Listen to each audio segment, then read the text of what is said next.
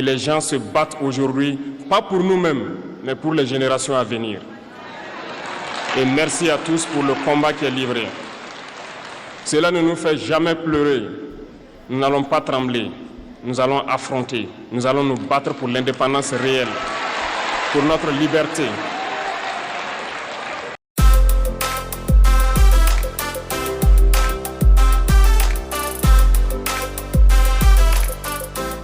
Salut à tous!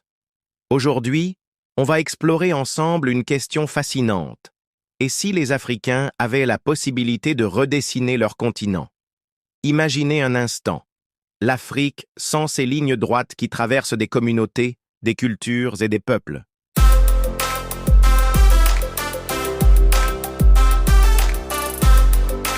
Ces frontières, tracées à la règle par des puissances coloniales lors de la conférence de Berlin en 1884, ont littéralement découpé le continent sans tenir compte des réalités locales.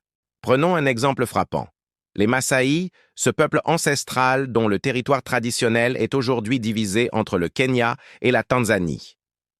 Ces éleveurs, qui suivaient autrefois librement les cycles de transhumance, doivent maintenant composer avec des frontières qui n'ont aucun sens dans leur mode de vie millénaire. Mais ce n'est pas qu'une question de nomadisme. Ces frontières artificielles ont créé des situations parfois absurdes. Pensez au cas du Royaume du Congo, autrefois unifié, aujourd'hui éparpillé entre l'Angola, la République du Congo et la République démocratique du Congo. Une même famille, une même culture, séparées par des lignes sur une carte. Alors, à quoi ressemblerait une Afrique redessinée par les Africains? Première possibilité, un retour aux royaumes précoloniaux. Mais attention, ce n'est pas si simple. Ces royaumes avaient eux aussi leur complexité et leurs conflits. Et surtout, l'Afrique d'aujourd'hui n'est plus celle d'hier. Deuxième scénario, une réorganisation basée sur les grands ensembles linguistiques et culturels. Imaginez une nation Yoruba unifiée ou un grand territoire Swahili le long de la côte Est.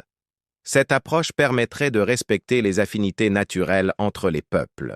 Mais allons plus loin. Et si on pensait l'Afrique comme un ensemble plus intégré? L'Union africaine travaille déjà dans ce sens avec son agenda 2063. L'objectif? Une Afrique plus unie, plus connectée, où les frontières deviennent progressivement moins rigides. D'ailleurs, certaines initiatives concrètes montrent que c'est possible. Le passeport africain unique, en cours de développement, permettra bientôt aux citoyens du continent de voyager plus librement. Les zones de libre-échange se multiplient, facilitant les échanges économiques. Bien sûr, repenser les frontières ne résoudra pas tous les défis du continent. Mais c'est peut-être une étape nécessaire vers une Afrique plus forte, plus unie, qui définit elle-même son avenir. Regardez ce qui se passe déjà. Des projets d'infrastructures transfrontaliers, comme le grand barrage de la Renaissance en Éthiopie, montrent que la coopération est possible au-delà des frontières. Les jeunes Africains, ultra connectés, créent des réseaux qui transcendent ces limites artificielles. L'innovation technologique joue aussi un rôle crucial. Les solutions de paiement mobile comme M-Pesa ont déjà prouvé qu'on pouvait créer des systèmes qui fonctionnent à l'échelle régionale, indépendamment des frontières nationales. Mais attention, redessiner l'Afrique ne signifie pas forcément effacer toutes les frontières du jour au lendemain. C'est plutôt repenser la façon dont ces frontières fonctionnent, les rendre plus souples, plus adaptées aux réalités du terrain et aux besoins des populations. Prenons l'exemple de la CEDEAO en Afrique de l'Ouest. Cette organisation régionale a mis en place un système qui permet aux citoyens de voyager librement entre les pays membres. C'est un premier pas vers une intégration plus poussée. Certes, récemment, le Mali, le Burkina Faso et le Niger ont décidé de se retirer de la CEDEAO, invoquant des divergences politiques et des besoins de souveraineté renforcés. Ce départ représente un défi, mais aussi une opportunité. Il montre que les peuples réclament des structures plus justes, plus représentatives et ancrées dans les réalités locales. Cela ne doit pas être vu comme un recul de l'unité africaine, mais comme un appel à repenser les modèles d'intégration. L'idéal panafricain reste vivant, peut-être même renforcé, à travers cette quête d'alternatives africaines conçues par et pour les Africains. Un avenir uni reste possible, mais il doit reposer sur le respect mutuel, la justice et la co-construction de nos frontières mentales et institutionnelles. Il y a aussi des initiatives passionnantes au niveau local. Des communautés transfrontalières s'organisent pour gérer ensemble leurs ressources naturelles, leurs pâturages, leurs points d'eau. Elles montrent que la coopération peut partir de la base. L'éducation joue un rôle crucial dans ce processus.